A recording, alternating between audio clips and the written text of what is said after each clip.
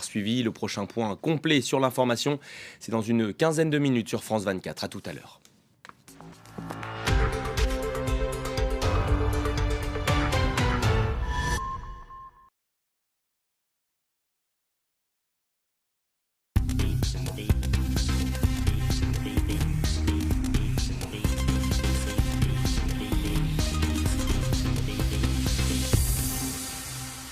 J'ai cassé un huitième de gramme en 3 morceaux. Je me suis injecté ça et je me suis écroulé juste là.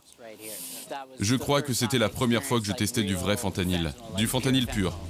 Vous n'avez probablement jamais entendu parler du fentanyl.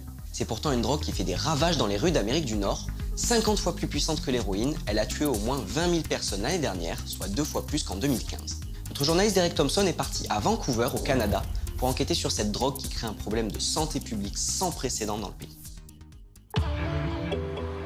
Vancouver, porte d'entrée du Canada de l'Est. Des bateaux, des containers et une drogue appelée fentanyl. Une forme synthétique de l'héroïne qui tue une personne par jour dans la ville. Le fentanyl a fait des ravages dans ce quartier qui constitue l'épicentre de la crise de la drogue au Canada. Bonjour, merci de nous rencontrer. Bonjour. Pourquoi sommes-nous ici dans le quartier Downton Eastside aujourd'hui ? Nous sommes ici car cette ruelle est une des 2 ruelles où il y a le plus de consommation de drogue à Vancouver. Quand le fentanyl a fait son apparition, beaucoup de gens faisaient des overdoses dans cette ruelle. Ils criaient « Nous avons besoin de Narcan !» Nous rentrions dans la ruelle et il y avait eu une overdose. Qu'est-ce que c'est le Narcan ? Le Narcan empêche les overdoses. Allons voir. Sarah s'occupe d'un espace dédié à la prévention des overdoses. Les gens peuvent consommer tout type de drogue sur le site. Ils peuvent prendre du down, de la méthamphétamine, Qu'est-ce que c'est le down ? de l'héroïne. Sarah et son équipe testent les drogues des consommateurs. Le fentanyl est tellement bon marché et puissant que les dealers le mélangent avec toutes les autres drogues. La drogue qui est vendue dans la rue, Dieu sait ce que les gens consomment.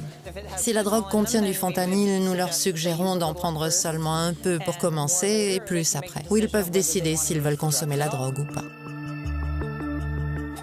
Positif au fentanyl. Le test n'indique cependant pas la dose de fentanyl, ce qui signifie que les overdoses sont un danger permanent. Hey, Michaela, ça va? Que se passe-t-il ?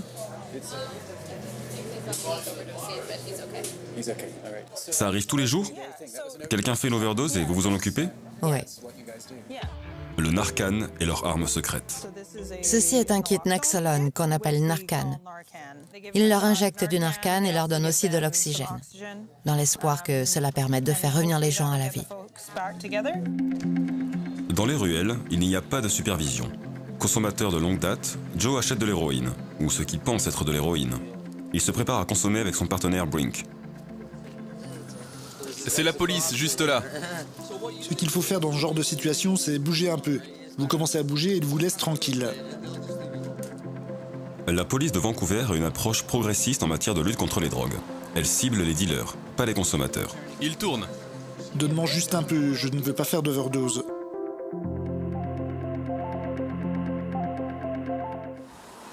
Nous allons voir l'ancien partenaire de Joe. Bonjour Jérémy. Depuis combien de temps es-tu dans le quartier Downton Eastside ? Je fais des va-et-vient depuis 1991. Et où habites-tu actuellement ? En ce moment, ici à On-Site, qui est un centre de désintoxication. Avant cela, Jérémy vivait dans la rue et travaillait de manière acharnée pour payer les 500 $ de drogue qu'il consommait quotidiennement. Hastings Street est le cœur de Downton Eastside, où les gens vendent et achètent sans se cacher de la drogue, mais aussi des biens volés qui financent leurs addictions. Quel genre de choses volais-tu ? Tout et n'importe quoi, des outils électriques au sac de designer en passant par du maquillage et des vêtements. Tout ce que les gens pouvaient acheter. Ça, c'est le café Ovaltine. C'est le premier endroit où j'ai fait une overdose. Où est-ce que c'était ? Juste ici, exactement là. J'avais entendu parler d'un truc dingue qui tournait, je m'en suis procuré. Et le gars qui me l'a vendu m'a dit, surtout, ne prends pas trop de ce truc. J'ai cassé un huitième de gramme en 3 morceaux. Je me suis injecté ça et je me suis écroulé juste là. Je crois que c'était la première fois que je testais du vrai fentanyl, du fentanyl pur. Jérémy a fait 6 overdoses supplémentaires l'été dernier. Avant cela, c'était un toxicomane, en quelque sorte ordinaire pendant 9 ans, avec un emploi, une maison, une famille. Mais son dealer s'est mis à ajouter du fentanyl dans son héroïne. On a commencé à se rendre compte que c'était quelque chose qui était dans l'héroïne.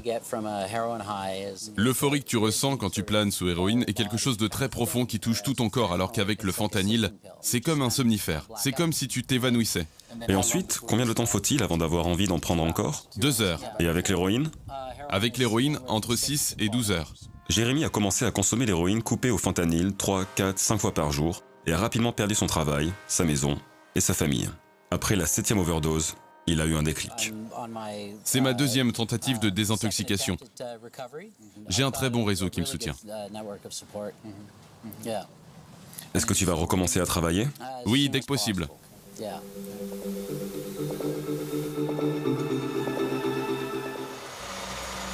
La caserne de pompiers 2 est à 2 pâtés de maison de Hastings.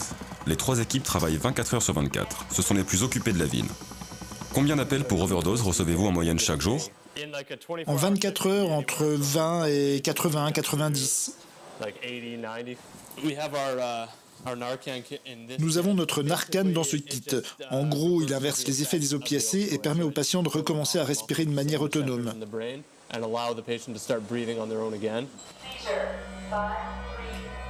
C'est notre équipe qui y va.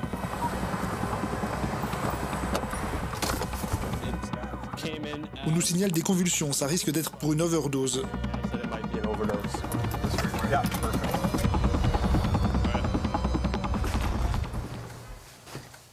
Sur place, des secouristes sont déjà arrivés. Je vais juste vous faire une injection, ok?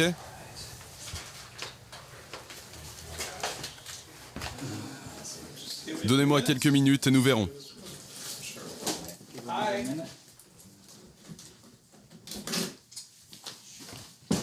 Vous pouvez vous asseoir? Comment ça va? Oui, c'est les services de secours et les pompiers. Vous pouvez vous asseoir? Ni les secouristes ni les pompiers ne savent ce que cette femme a consommé, mais le fentanyl provoque aujourd'hui 80% des overdoses.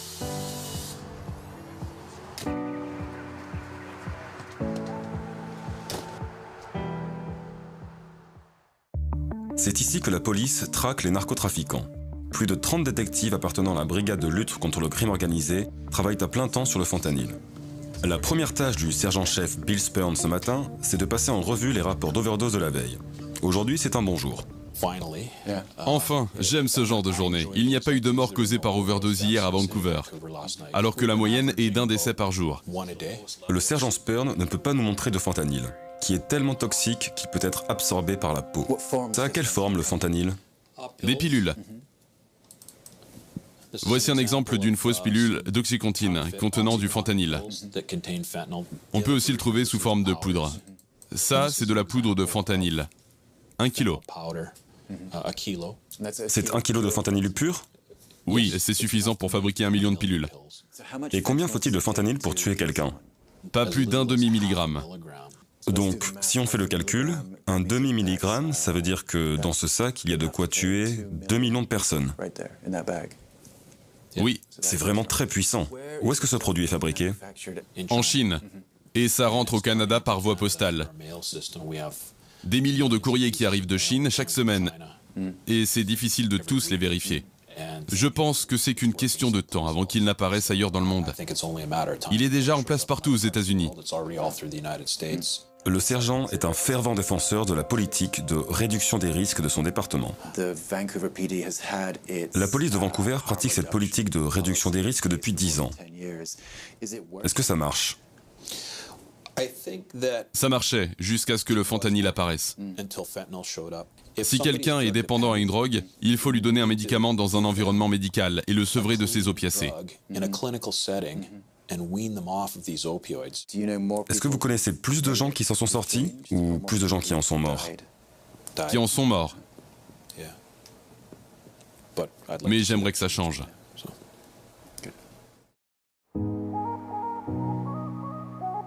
23% des overdoses mortelles se produisent hors des grandes villes en Colombie-Britannique, dans des petites villes, comme Castlegar par exemple.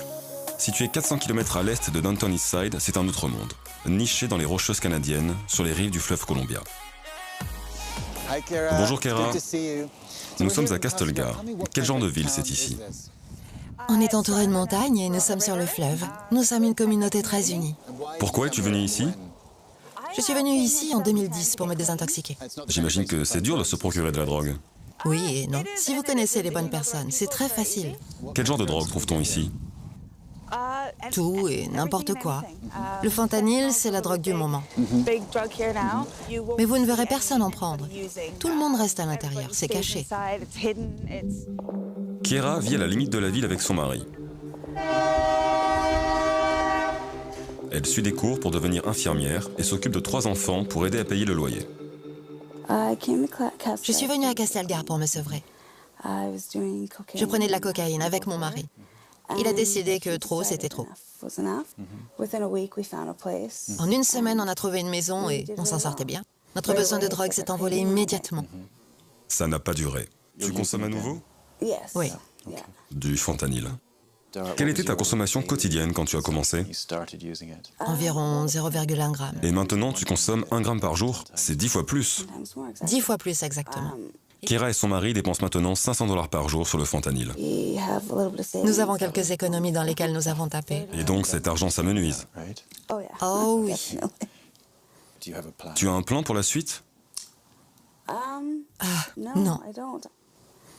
As-tu consommé aujourd'hui? Oui. J'en ai pris il y a 1 heure. Comment tu te sens maintenant? Je me sens normale. Tu te sens bien ou tu ne sens simplement plus le manque?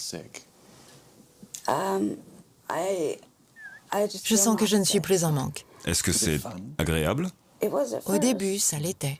Et maintenant? Maintenant, c'est juste pathétique, je crois. On n'est plus défoncé, on est juste pas en manque.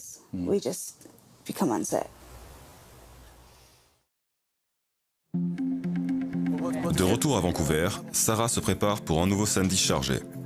Et si la plupart de ses clients ont la trentaine ou la quarantaine, elle reçoit de plus en plus de jeunes, comme Vinny.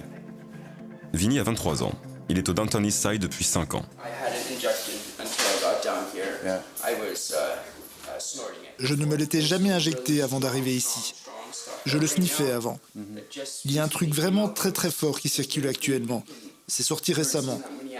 Alors que ça commençait à se calmer et on ne voyait plus autant d'ambulances qu'auparavant. Et vous? Avez-vous déjà fait une overdose?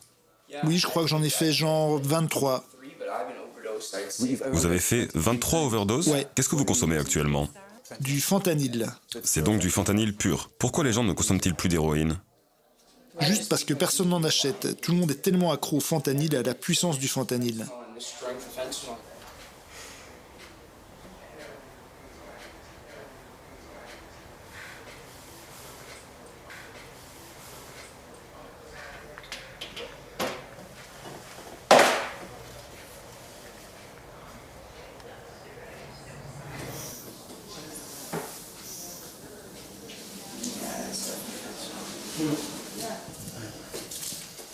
Ça va, Vinny?